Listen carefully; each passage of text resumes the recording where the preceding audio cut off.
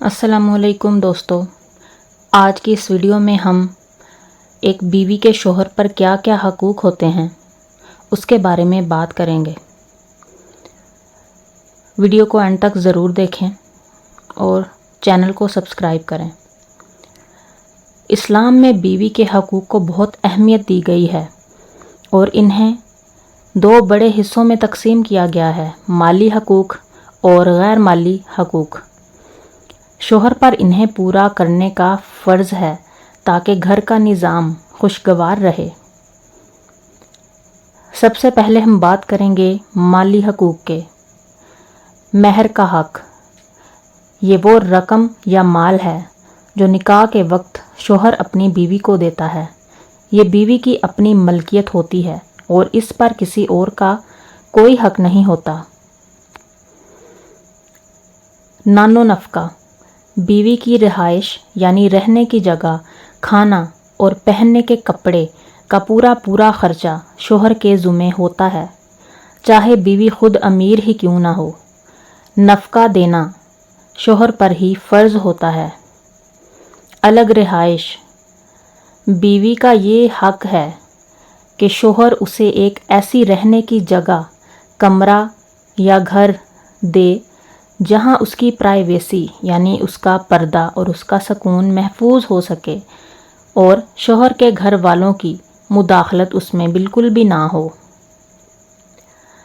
اسلام میں یہ بھی ہے کہ اگر شوہر اپنی بیوی کو ایک پورا گھر لے کے نہیں دے سکتا تو وہ کم سے کم اسے ایک گھر کا پورشن اس کے لیے خالی کروا سکتا ہے، یا پھر اس کے لیے ایک کمرہ، ایک چھوٹا سا باتھ روم اور کچن مہیا کر سکتا ہے، تاکہ بیوی کی جو پرسنل لائف ہے وہ بالکل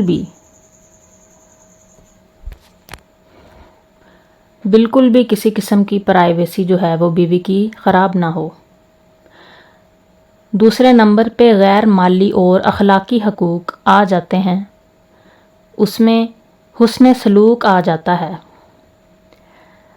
قرآن میں شوہر کو حکم ہے کہ وہ اپنی بیوی کے ساتھ اچھے اخلاق اور نرم دلی سے پیش آئے۔ اس پہ ظلم کرنے یا گالی گلوچ کرنا سخت گناہ میں آ جاتا ہے۔